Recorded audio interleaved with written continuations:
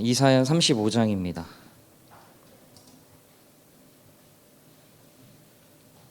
이사야 35장 4절부터 6절까지입니다.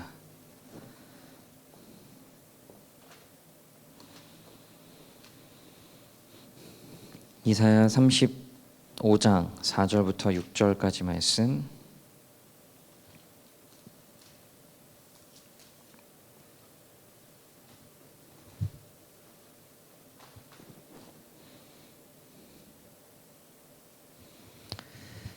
이사야 35장 4절부터 6절까지 말씀 우리 함께 한 목소리로 이렇게 읽도록 하겠습니다. 다 같이 우리 자막 좀 띄워주시고요. 같이 읽겠습니다. 시작. 겁내는 자들에게 이르기를 굳세어라 두려워하지 말라. 보라 너희 하나님이 오사 보복하시며 갚아주실 것이라.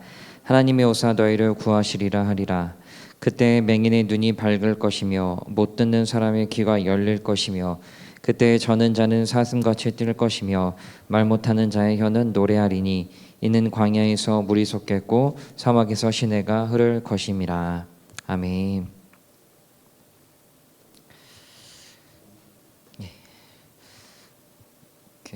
가끔씩 방금 전에도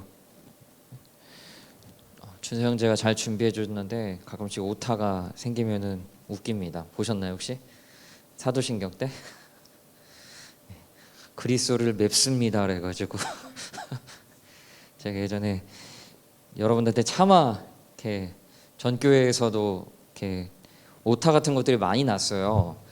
근데 여러분들이 나중에 찬양을 부르시면 너무 은혜가 안 될 것 같아가지고 제가 일일이 그 오타에 대해서 다 이렇게 말씀드릴 순 없는데 너무 이상한 내용들이 너무 많아서 주님 마음 내게 주소서 이 찬양 예전에 한번 잘못 쳐가지고 아시죠? 누님 마음 내게 주소서 그런 것도 있었고 만왕의 왕인데 마왕의 왕 이런 가사도 있었습니다. 정말 심한 거 있었는데 이거는 좀 말씀드릴까요 말까요? 궁금하시나요? 약한 나로 강하게 야한 나로 강하게 기억자매니까 예전에 진짜 저희가 그렇게 한번 찬양했거든요. 그러니까 그거 찬양하고 뭐였더라? 저희 청년부에서 그랬었거든요. 다 뒤집어졌어요. 그게 나와서 약한 나로 강하게 가사인데 이렇게 돼가지고 조심하셔야 됩니다 여러분들. 기억자 하나 뺀다라는 게 이렇게 큰 차이가 있다라는 것들. 오늘 말씀 들어가겠습니다. 오늘 하나님 나라의 도전 네 번째 메시아라는 제목을 가지고 함께 하나님 말씀을 나누도록 하겠습니다. 여러분 좀 어려운 단어인데요. 링반데룽이라는 단어 혹시 들어보셨습니까? 링반데룽 이게 합성어입니다. 링이란 거는 원이라는 뜻이고요. 반데룽이란 건 독일어로 등산, 걷다라는 의미를 가지고 있어요. 그러니까 원을 향해서 걷다라는 뜻인데 이 단어는 여러분들 좀 들어보신 적이 많이 없으실 거예요. 이게 어떤 단어냐면은 야간이나 악천 후에 산행을 했을 때 거기서 길을 잃으면요 우리는 본능적으로 사람은 밑으로 내려가려고 하는 습성이 있습니다. 산에서 이때 우리는 우리의 감각을 의지해서 감각을 믿고 한 방향으로 지속적으로 가고 있다라고 생각을 해도요 실제로는 어떻게 되냐면은 사람은 원을 그리면서 계속 제자리로 돌아오게 됩니다. 이게 링반데룬 현상입니다. 그래서 끊임없이 여러분 혹시 이런 링반데룬 현상 좀 경험해 보신 적 있으십니까? 여러분들이 사내에 가신 적이 많이 없기 때문에 모르실 수 있긴 하겠지만 예를 들어서 꿈속에서 그런 꿈 꿔보셨나요? 계속 뭔가 도망치는데 벗어나지 못하고 그 제자리만 맴도는 이거 굉장히 섬뜩한 꿈이라고 할 수가 있어요. 이게 바로 링반데룽 현상입니다. 끊임없이 무언가를 시도해도 실패를 반복할 때 우리는 링반데룽 현상에 빠졌다라고 말을 하는데요. 이것을 우리가 우리의 현실로 우리의 삶으로 가져와 보면은 우리가 살아가는 삶이나 우리가 살아가는 이 세상, 이 인류의 역사 모두 이 링반데룽 현상에 빠져 있다라고 말씀을 드릴 수가 있습니다. 여러분 사회는 나날이 발전을 해가는데 발전한 만큼 아시다시피 그늘이 지속적으로 찾아옵니다. 문제를 해결하려고 하지만 여전히 우리는 문제에 갇혀 살아가는 것을 보게 됩니다. 제가 지금 하나님 나라의 도전을 말씀을 설교를 하면서 첫 번째 시간부터 지속적으로 우리의 사회가 깨져 있다는 것들을 말씀을 드렸어요. 우리가 살아가는 세상이, 저와 여러분이 살아가는 세상이 정상이 아니다라고 말씀을 드렸습니다. 여러분, 어찌 사회 현상뿐일까요?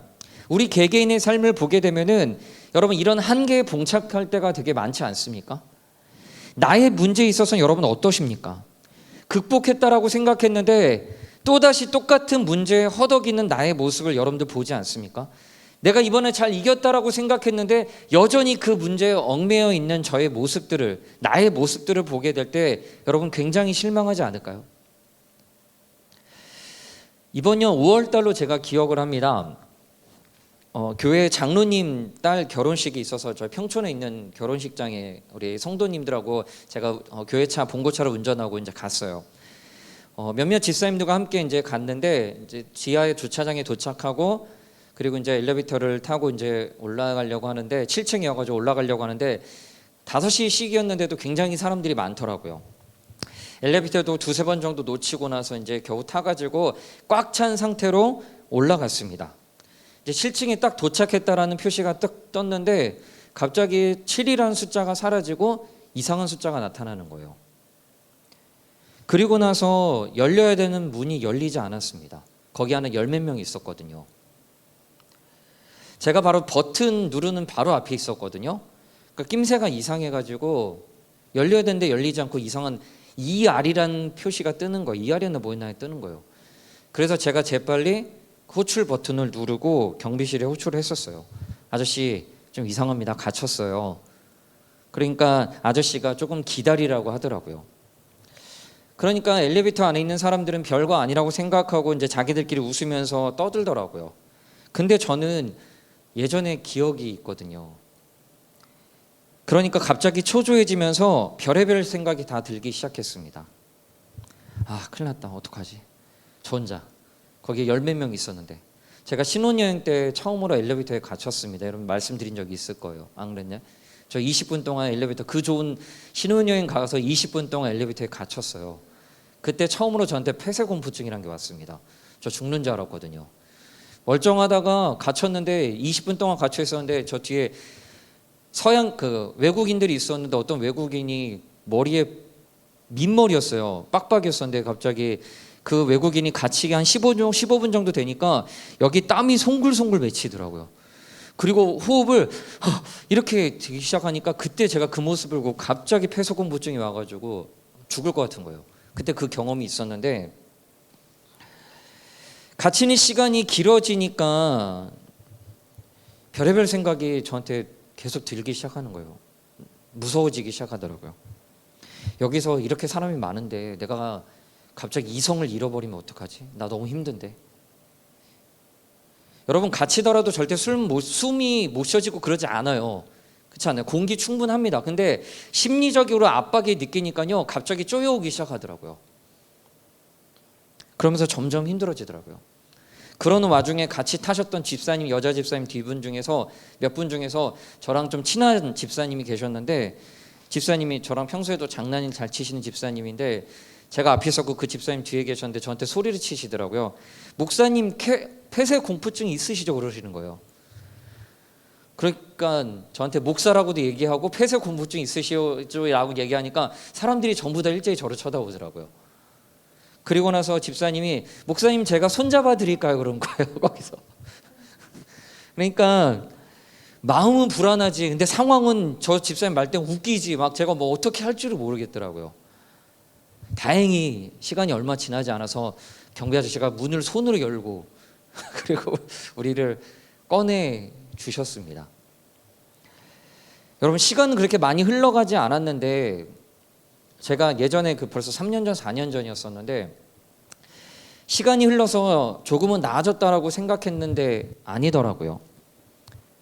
나는 좀 극복했다라고 생각했는데 아니더라고요. 그래서 지금 요즘도 여전히 엘리베이터 타면은 조금은 두려운 마음이 있어요. 도착해가지고 시간이 걸려서 열릴 수도 있는데 뭔가 안 열리면은 갑자기 덜컥하는 마음이 저한테 좀 있습니다. 저는 약간 엘리베이터에 좀 무서운 거 있거든요. 그러니까 여러분들 저랑 같이 타셔야 돼요. 저 무섭거든요. 엘리베이터. 네. 여러분 비단 이런 것뿐일까요? 여러분이 특정하게 힘들어하는 부분들이 있지 않습니까? 그리고 그걸 극복했다라고 생각했는데 다시 거기에 발목을 잡히는 것들이 부지기수로 일어나지 않습니까? 어떤 사람은 관계, 어떤 사람은 사람으로 인해 가지고 그 사람으로 인해서 너무나 힘들었었는데 내가 극복했다라고 생각했는데 다시 그 사람을 만났을 때 여전히 힘들어하는 내 모습을 봤을 때, 아니면 어려운 환경이나 상황들, 마치 큰 원을 그리면서 링반대룽에 빠져서 원래의 자리로 돌아가는 게 우리들의 삶이라고 할 수가 있습니다. 인간의 삶을 적나라하게 보는 이 성경, 적나라하게 보여주는 이 성경을 보면 역시나 수많은 것들이 이 링반대룽에 빠져 있는 것을 볼 수가 있습니다. 여러분, 우리 지난주에 하나님께서 이 깨어진 세상을 회복하기 위해서 한 사람을 찾아오셨다라고 말씀드렸어요. 그 사람이 누구냐면 바로 아브라함이었습니다. 아브라함을 시작으로 그를 통해서 한 민족을 이루고 그 민족을 모든 나라 위에, 잘 들으세요, 제사장 나라로 삼으셨는데 이게 바로 누구냐면 이스라엘입니다. 제사장 나라로 삼으셨다고. 여러분, 여기서 말하는 제사장이라는 건 어떤 의미냐면요, 이 제사장은요, 이들을 통해서 하나님이 어떤 분인지를 알고 그리고 하나님께 바른 예배를 드리도록 이끌어가는 게 바로 제사장의 역할입니다. 그렇다면 제사장 나라라는 것은 어떤 의미가 있냐면은 이 나라를 통해서 하나님과의 관계를 회복하고, 인간은 인간 중심적으로 모든 삶도 그렇고 이 사회도 그렇고 인간 중심적, 다시 말해서 자기 중심적으로 살아가는 이 세상을 극복하고 세상에 나타나는 수많은 죄들을 버리고 하나님의 공의와 하나님의 정의와 하나님의 사랑을 드러나며 보여주는 나라가 바로 제사장 나라입니다. 하나님께서 이스라엘을 이런 제사장 나라로 삼으셨어요. 너희는 특별한 민족이고 너희의 주인은 나다. 하나님만이 너희의 주인이고 너희의 왕이고 내가 그런 공동체, 그런 나라를 세울 것이다. 내가 너희를 통해서 모든 민족이 복을 받게 할 것이다 라고 그렇게 세운 나라가 바로 이스라엘입니다. 그런 샘플로 세운 게 바로 이스라엘이에요. 그리고 그런 기대를 가지고 하나님께서 세우신 나라가 바로 이스라엘입니다. 근데 여러분들 다 아실 거예요. 문제는 이스라엘이 이 역할을 제대로 감당했을까요? 불행히도 이들은 잘못된 선민의식에 빠져서 자신들만 특별하다, 하나님께 자신들만 선택받은 민족이다라는 그런 집단적인 착각에 빠져가지고 온갖 교만하고 온갖 죄악들을 가장 많이 행했던 나라가 바로 이스라엘이었습니다. 이걸 반복적으로, 이런 잘못된 일들을 반복적으로 잘 보여주는 것이 바로 사사기 이야기예요. 여러분, 사사기 아실 거예요. 사사기 17장 6절에 보면 이런 말씀이 있습니다. 제가 읽어드릴게요. 그때에는 이스라엘의 왕이 없었으므로 사람들은 저마다 자기의 뜻에 맞는 대로 하였다라고 말합니다. 개역개정에는 보면 자기 소견대로 행했다라고 얘기합니다. 하나님만이 이스라엘의 왕이신데 그들은 하나님을 왕으로 인정하지 않으니까 각자 자기의 뜻에 맞게 자기 소견에 맞는 대로 행동하며 살았다라고 성경은 분명히 이야기를 합니다. 이런 모습을 하나님께서 그냥 지켜만 보고 계셨을까요? 가만히 보고만 계셨을까요? 아닙니다. 이들을 그러라고 부르신 게 아닌데 그 모습을 가만히 보지 못하고 계셨던 하나님은 이스라엘에 심판을 내리시는데 누구를 보내시냐면은 주변의 나라들을 통해서 이스라엘을 강력하게 심판하세요. 몇십 년 동안 고통당합니다. 고통이 그냥 이만저만의 고통이 아니에요. 그러면 이들은 어떻게 하냐면 다시 하나님께 살려달라고 소리를 쳐요. 그럼 하나님께서 이들을 사사를 보내셔서 구원을 해주세요. 여러분, 근데 문제가 뭔지 아세요? 하나님께서 구원해 주셨죠? 그럼 어떻게 해야 될까요? 정신 차리고 똑바로 하나님을 섬겨야 되잖아요. 과연 그랬을까요? 사사기의 역사는요, 이게 수도 없이 반복되는 거예요. 살려줬으면은 다시 잘 살아야 되는데 어떻게 될까요? 다시 하나님을 떠나는 거예요. 우리들의 모습 아닙니까? 다시 살만해지면은 여러분 어떻게 하십니까? 힘들 때는 누구 찾죠? 하나님 찾아요. 다시 살만해지면은 다시 턴해가지고 하나님 반대로 나갑니다. 기막힌 습성이죠. 시험 앞두고 간절함 대단해요. 아니면 취업 앞두고, 아니면 힘든 일 앞두고. 여기 그런 인간들 되게 많아요. 시험 앞두고 간절히 하나님 찾습니다. 하나님만 찾아요. 그리고 뭔가 하나님한테 믿지면 안 되니까, 죄송한 하나님한테 밑보이면 안 되니까 행동 하나하나 조심합니다. 그 전에 술도 잘 먹다가 시험 앞두고는 하나님 괜히 하나님 술 먹는 거 안 좋아하실 거니까 그러지 말아야지. 그러다가 참다가 시험 끝나자마자 달려요. 달려라. 그렇죠? 그런 인간들 참 많죠. 그리고 하나님을 고이 접어서 저 구석에 처박아 둡니다. 그리고 다시 힘들 때 또 찾아요. 이게 바로 우리들이에요. 다시 똑같은 죄를 반복해서 짓는데, 여러분, 이스라엘의 역사는 그 정도로 끝나지 않습니다. 하나님께서 왕이신데 결국 인간 왕을 세우고 그 왕들로 인해 가지고 이스라엘이 망가지는 지경에까지 일어나게 돼요. 결국 어떻게 됩니까? 하나님께서 이스라엘을 강력하게, 정말 강력하게 심판하시는데 나라가 멸망합니다. 두 나라가 있었는데 위쪽 나라는 아수르한테 멸망하게 되고 아래쪽 나라는 바벨론한테 멸망하게 되는데, 두 나라한테 침략을 당해가지고요, 백성의 다수는 다 죽고요, 그리고 수많은 사람이 포로로 끌려가게 됩니다. 하나님이 이스라엘을 심판하셨던 이유는 두 가지예요. 하나님을 떠났던 이유는 두 가지가 뭐냐면은, 첫 번째는 우상 숭배하실 거예요. 그 두 번째는 사회적인 정의를 지키지 않았기 때문에, 약자들을 괴롭히고 그리고 온갖 불법과 잘못된 것들을 일삼았기 때문에 하나님께서 심판하셨습니다.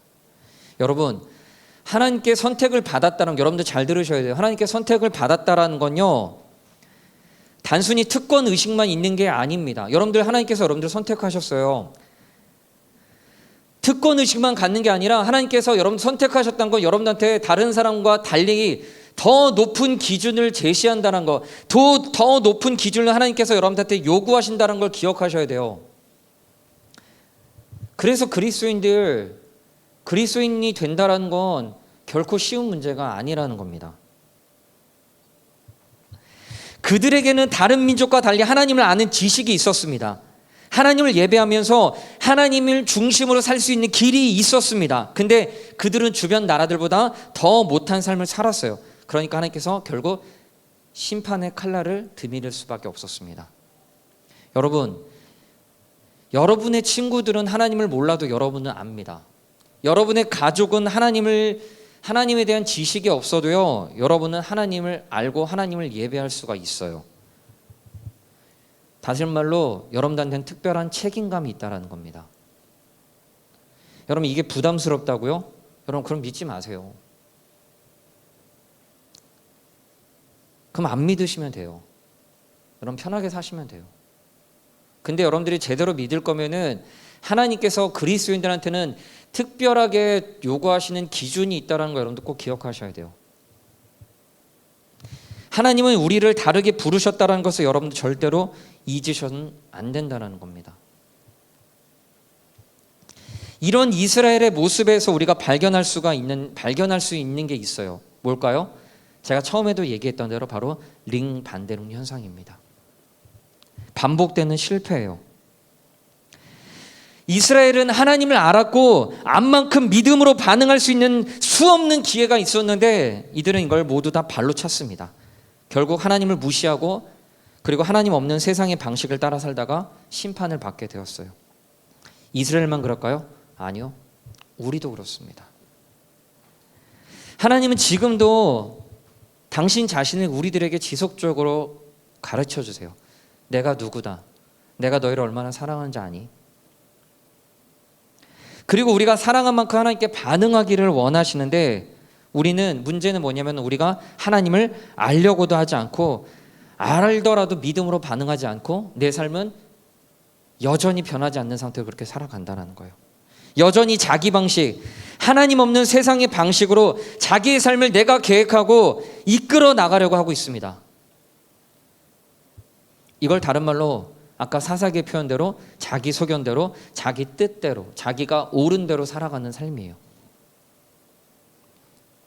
여러분 그렇게 살지 않습니까?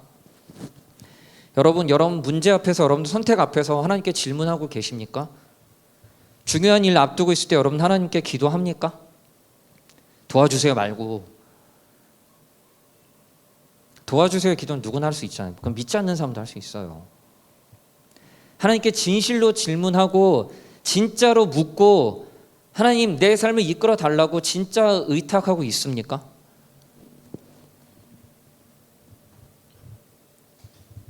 말씀을 통해서 하나님의 뜻을 여러분 알려고 애쓰고 있습니까? 자기 중심성을 벗어나지 못하는 이런 인간의 삶은요, 건강한 삶, 건강한 관계, 행복한 삶을 원하고 바라지만 우리가 원하는 삶은 온데간데 없고 결국 말씀드렸던 대로 링반대롱의 그 삶을 반복하다가 죽어갑니다. 나중에 노년에 가가지고 허무하다, 공허하다. 인생은 다 이런 거야. 이렇게 살 수밖에 없어. 언제까지 이러다가 돌아와 죽을 겁니까? 여러분, 이런 우리들에게 진짜 필요한 게 뭘까요? 이런 우리들에게 진짜 필요한 거. 제가 이 단어를 여러분들한테 자주 말씀드리고 정말 중요한 단어라고 생각하는데 바로 직면입니다. 직면. 맞닥뜨리는 거예요. 문제를 문제로 인식하고 가만히 두면 정말 아무것도 안 되는 인간이 바로 나라는 것을 여러분 철저히 깨달으셔야 돼요. 그래야지만 거기서부터 진짜 문제 해결이 시작이 됩니다. 나 문제 없다라고 생각하는 사람들은 절대 변하지도 않아요. 나는 괜찮다라고 생각하는 사람들 주변에서 아무리 얘기해도 듣지 않습니다. 그리고 그렇게 살아가는 거예요. 우리가 어떤 인간인지 여러분들 아셔야 돼요. 그리고 이 세상이 어떤 세상인지 여러분들 아셔야 돼요. 자기중심적이 되어서 우리에게 남은 것은 이 약육강식의 슬픔과 고통이 끊이지 않는 세상, 그런 세상밖에 우리에게 남는 것이 없다라는 것을 우리가 철저히 직면하셔야 됩니다. 죄송하지만 그리스도인들은 여러분들이 살아가는 세상들을 그저 좋게만 바라보시면 안 돼요. 좋게만 바라보고 따라가려고 하셔도 안 됩니다. 따라가더라도 분별력 있게 따라가셔야 되고 한 번은 의심을 해보셔야 돼요. 여러분 맞닥뜨리는 세상을 의심하시고 또 의심하셔야 돼요. 이게 진짜 맞는 건지, 우리가 진짜 살아가는 게 맞는 건지, 이게 제대로 된 것인지 의심해 보셔야 돼요. 이게 바로 직면입니다. 여러분, 이런 우리들, 이런 세상에 정말 필요한 것이 여러분 뭘까요? 우리는 잘 몰라요. 근데 하나님은 그 방법을 아십니다. 우리에게 진짜 필요한 게 뭔지 아세요? 하나님은 우리 인간이 어떻다라는 것을 너무나 잘 아시고 우리를 위해서 구원할 계획을 세우셨는데 어떤 계획을 세우셨냐면은 아까 말했던 대로 처음에 계획이 뭐였죠? 한 사람을 택해서, 근데 이 한 사람을 택해서 민족을 이루고 그 민족이 하나님의 제사장 나라가 되길 원했는데 그게 됐을까요? 안 됐다라고 말씀드렸어요. 그래서 하나님께서 결정적인 한 방을 터뜨리십니다. 뭐냐면은 하나님의 종을 보내서 이 악한 세상을 두 가지를 하세요. 뭐냐면은 심판과 회복하십니다. 여러분, 근데 질문이 있어요. 심판과 회복 중에서 뭐가 먼저 갈까요? 뭐가 먼저 와야 될까요? 네, 맞아요. 심판이 먼저 와야 됩니다. 심판이 있어야지만 그 다음에 회복이 있는 거예요. 마지막 때 악한 세상을 심판하고 깨어진 세상을 회복하기 위해서 하나님은 자신의 종을 보내겠다라고 말씀하신데 우리는 이 종을 누구라고 하냐면 오늘 제목처럼 메시아라고 합니다.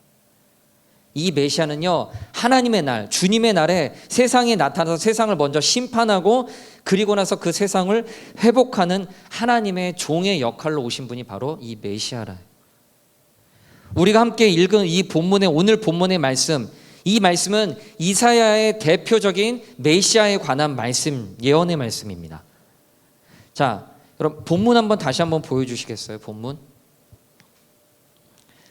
자, 보시면 겁내는 자들에게, 두려워하는 자들을 향해서 쓰여진 글인데 하나님 없는 세상에서 고통당하는 사람들에게 뭐라고 얘기하면은 두려워하지 말라, 굳세어라고 얘기해요. 왜냐하면 하나님께서, 자 넘겨주세요, 보복하신다고. 하나님께서 오셔가지고 내가 복수하고 보복할 것이다 라고 말씀하세요. 여러분, 제가 왜 심판을 먼저 얘기했냐면요, 우리 하나님은 사랑의 하나님이시기도 하지만 하나님의 사랑은 어디에 토대 위에 세워졌냐면은 정의라는 토대 위에 세워졌어요. 기억하셔야 됩니다. 하나님의 사랑은 그냥 사랑이 아니라 정의라는 토대 위에 세워진다는 것을 여러분 기억하셔야 돼요. 이게 무슨 말이냐면은 뻔히 잘못하고 뻔히 죄 짓고 있는데 괜찮아, 아니 괜찮아, 뭐 문제 없어, 아니 그냥 그렇게 살아, 뭐 괜찮아. 여러분, 이건 사랑이 아니에요.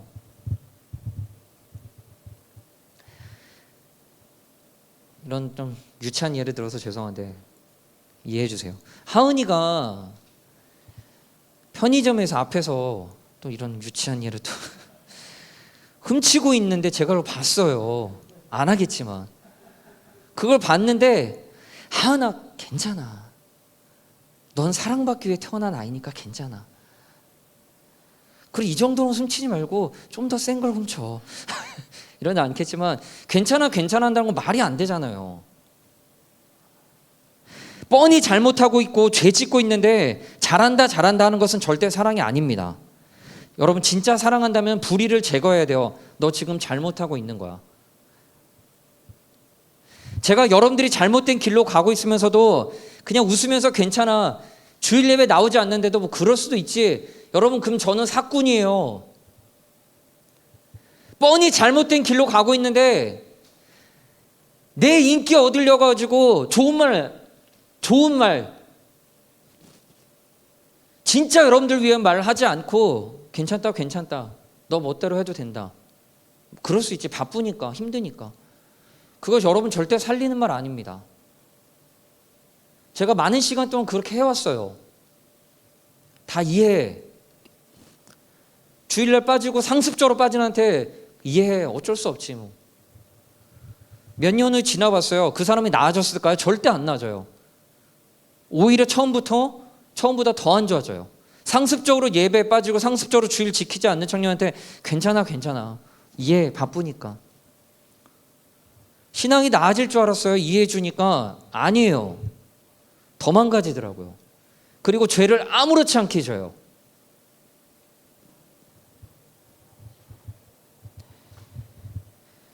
하나님께서 복수하고 보복하려고 오셨습니다. 그런데 거기서 끝나는 것이 아니라 심판 후에 구원하시겠다라고 말씀하세요.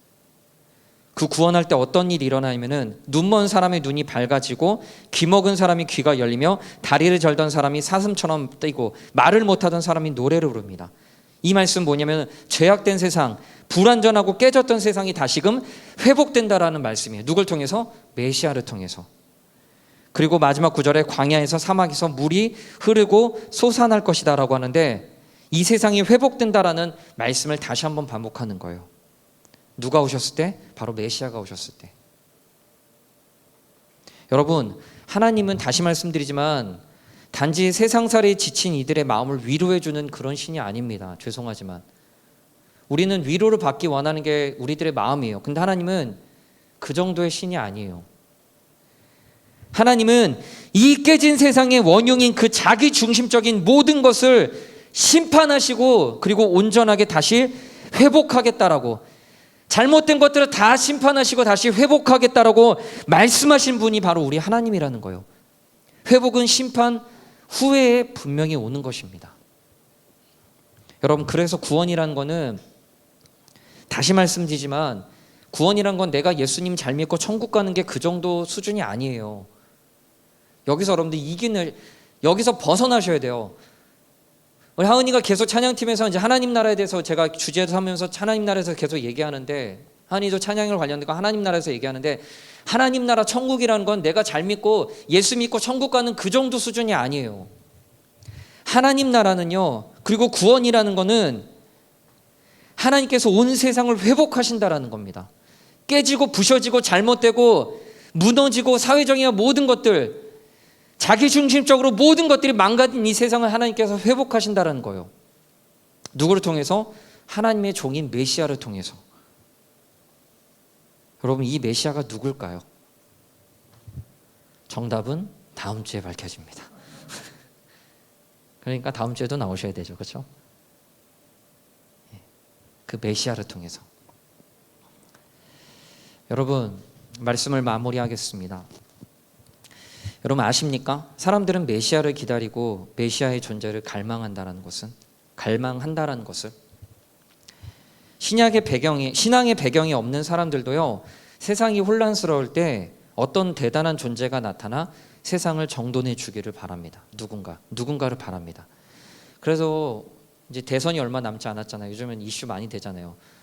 누가 여기다 왕자라는 걸 새기셔가지고 이분이 나타나실, 여러분 대선 때만 되면 우리가 실망하더라도 다시 기대감을 가지지 않습니까? 그래도 안 가지십니까? 예. 누군가 나타나서 우리를 도와줄 거야. 그뿐인가요? 우리 내 인생에서도 메시아 같은 존재가 나타나서 나를 좀 제대로 이끌어줬으면 좋겠다는 생각합니다. 내가 그런 사람만 만나면 진짜 잘 풀릴 수 있을 텐데 하는 생각도 우리가 해요. 많은 사람이 이런 메시아를 갈망합니다. 그래서 멘토라는 것들이 여전히 열풍을 일으키는 이유가 거기 있지 않을까라는 생각하게 됩니다. 여러분 기억하세요. 우리는 분명 누군가가 필요한 존재들입니다. 우리의 삶도 누군가가 적극적으로 개입해 주시기를 간절하게 바라고 있어요. 이대로는 소망이 없다는 것을 누구보다도 내가 잘 알고 있기 때문입니다. 누군가가 우리를 근본적으로 치유하고 변화시켜 주지 않는다면 우리의 삶 역시나 원을 돌듯이, 다시 말해서 링반대롱의 그 삶에서 벗어날 수 없다는 것을 여러분 분명히 깨닫기 부탁드립니다. 이게 바로 직면이에요. 여러분의 삶, 저의 삶, 누군가의 개입이 없다면 우리의 삶은 아무런 소망이 없습니다. 누군가가 외부에서 우리를 도와주시지 않는다면 우리 스스로 희망과 소망 어떤 것도 찾을 수 없다는 것들을, 내 인생이 어떤 인생이고 나라는 인간이 어떤 인간인가라는 것을 여러분들 정확하게 직면하는 게 너무나 중요하다는 것을 다시 한번 기억하는 우리 청년들이 되기를 부탁드립니다. 여러분 언제까지 링반대롱의 삶에 머물다가 여러분의 인생을 허비하시겠습니까? 언제까지 후회하는 삶, 언제까지 공허하고 허무한 삶에 여러분의 인생을 다 바쳐가면서 살다가 그렇게 허무하게 죽으시겠습니까? 누군가의 분명한 직접적인 개입, 누군가의 분명한 손길 여러분 필요하지 않겠습니까? 그 누군가의 손길을 간절하게 기다릴 수 있는 우리 청년들이 되시기를 부탁드립니다. 기도하겠습니다. 하나님, 우리는 아무리 발버둥 쳐도 이 깨어진 세상 가운데서 깨어진 인생으로 살아갈 수밖에 없습니다. 돈을 많이 번다고요? 성공한다고요? 좋습니다. 근데 그렇게 성공하고 돈을 많이 벌어서 진짜 행복한 삶이 올까요? 하나님, 이런 의문을 늘 가지고, 이런 의심을 가지고 살아갈 수 있는 우리 청년들 되기를 원합니다. 이 깨어진 세상 가운데서 우리가 어떻게 살아야 될지를 기억하면서 말씀으로 다시 돌아갈 수 있는, 외부로부터 오는 간절한 구원을 기다릴 수 있는 우리 청년들 될 수 있도록 은혜로 허락하여 주시옵소서. 감사드리며 사랑이 많으신 예수님의 이름으로 기도합니다. 아멘.